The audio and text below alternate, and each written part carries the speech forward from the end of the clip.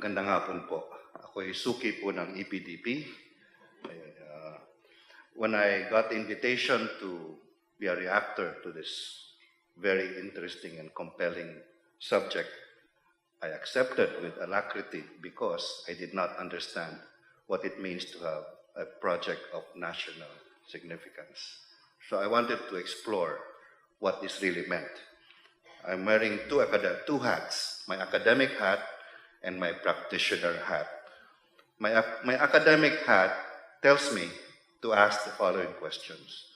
What level of institutionalization are we seeking? And I thought that there are three levels that we should consider. The level of the concept of national significance. What does it mean? What is it for? Number two, the level of process. Are we institutionalizing a process that's going on that has been going on? The third level is, are we merely institutionalizing assets, energy assets? In this particular case, generation assets. Having listened to the senator's presentation, the answer to the first level is it should be energy security. Why are we doing this? Why are we seeking to set up a process for declaring certain things, assets of national significance? Because we have a goal. Our goal must be energy security. And that needs to be defined in the bill, or any bill that seeks to bring us to a level of economic development using energy as one of many tools. So my posit is we must aspire for energy security, adequacy of supply, not necessarily of demand.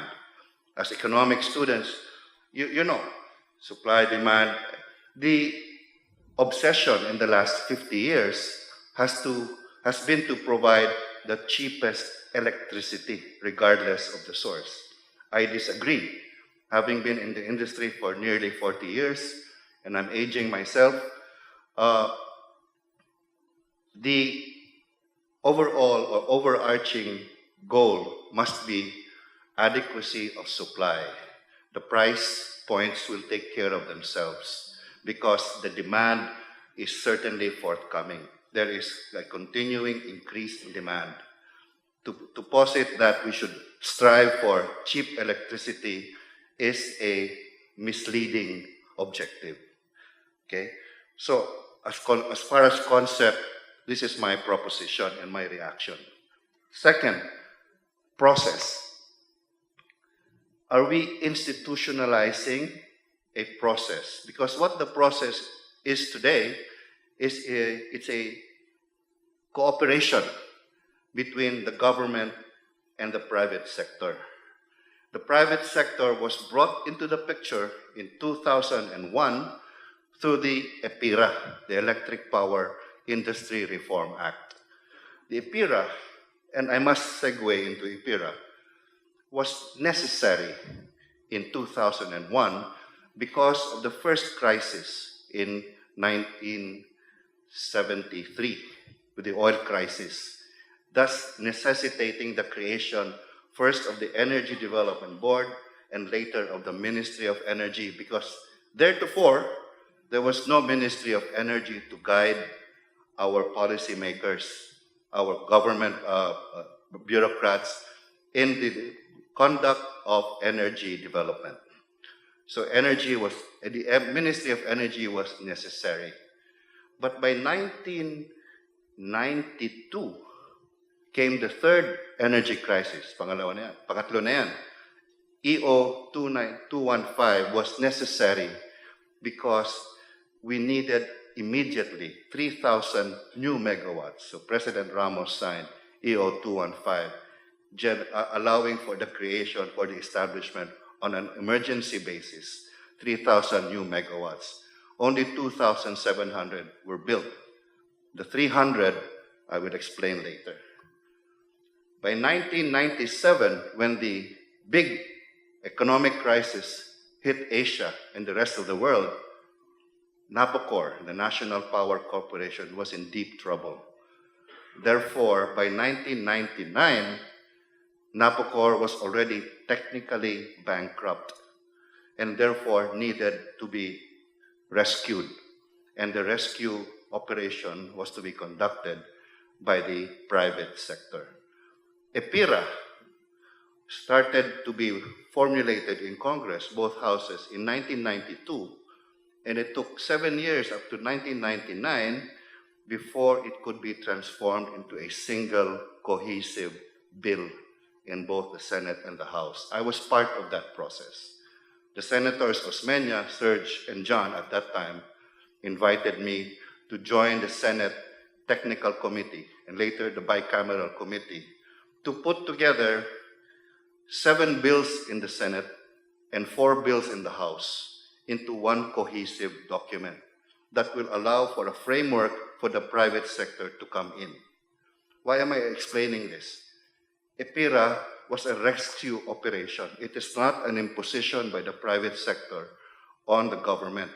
By 1999, the government was already bankrupt. NAPOCOR was already bankrupt and could not borrow on its own account. It had to be rescued. Had we not allowed the private sector to come in, then we will be in very deep trouble. Having said that, what it did and what it continues to do today is to allow for a collaboration platform between government and the private sector. I propose that this be embedded in any new law regarding energy development, particularly this one. So we need to institutionalize as a process the collaboration between government and the private sector. Let me say it again. Government cannot do it alone. It has an unblemished record of failure at managing public enterprises. It needs the private sector to help put together a process. What has happened? It's taken the government 17 years since 2015, 2002, up to today, to understand that it needs the private sector to make this happen. But it's been very difficult convincing government that we need their help. That is why we need 169 signatures for 4 years, correctly, in order for San Miguel to build its first brand new power plant in Davao, Malita. I was there last Monday. I went there purposely to make sure that my facts are correct because I knew I was going to speak here. Malita is a 150 by 2 CFB, circulating fluidized bed plant. It's the most beautiful power plant you will ever see. It sits on 161 hectares of property owned by San Miguel. What is unique about it is it's the only power plant that has 1,000 hectares of industrial park around it. No other power plant has that unique asset. Why? Because we deliberately planned for the off-takers of our power to be already or immediately available. Right now, it's 90% already subscribed for by Chinese, Singaporean, Korean, and Japanese companies. What am I saying? This process is only the second part. This projects of national significance is only the second level of institutionalization. There is a third level. I ask, is this prospective or is this retrospective? Or is it both? Are you covering existing assets or is this just purely for future assets? Because I have one asset in mind that we need to wrestle with. This is the Agus Pulangi hydropower system in Mindanao. It's already existing, pero bungi. There are 2 plants that have not been built since time immemorial, Agus 3 and Agus 7. Why? Because of the Mindanao conflict.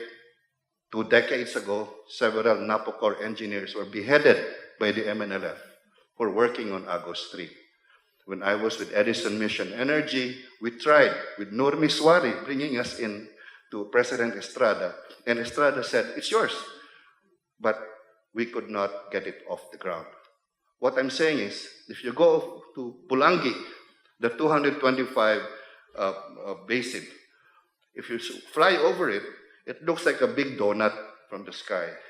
There's a body of water in between, and there's barren land around it. It's supposed to produce 225 megawatts, it's only producing 25. If we declare it a project of national significance, government is mandated to upgrade its production from 25 to 225, its original. But it's not covered by this. Agos is the benchmark. It provides water and power power in particular, at only 1 peso and 80. And all of Mindanao is demanding 1 peso and 80 lang ang binabayaran namin. We have a problem because all the new power plants, including ours, in Mindanao, already up and running. We have a nice problem, Senator. The crisis is over. There is no longer any emergency for the next 5 years. We have a surplus of power in Mindanao in 2018 of up to 1,000 new megawatts. We don't need this streamlining. We don't need these emergency powers. Luzon has a surplus of 2,000 megawatts starting 2018. Good for 5 years. It's Mindanao, it's Visayas that is in equilibrium. No surplus, no reserves. We need to build quickly. So the projects of national significance are two. One is the first is the Cebu Negros Panay transmission backbone, which will allow power to be delivered from Cebu to Negros to Panay and backwards. That will allow new power players to build in Cebu, in Negros, and we have one in Panay. It's a 300 megawatt pump storage. We pump in the evening, we produce power in the morning. 300 megawatts.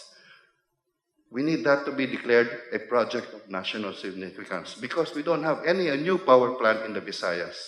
Visayas is growing at 10% per annum for the last 5 years. Its power surplus is this thin, about 30 megawatts. That's where we need this national significance agenda. Lastly, I don't have 5 minutes.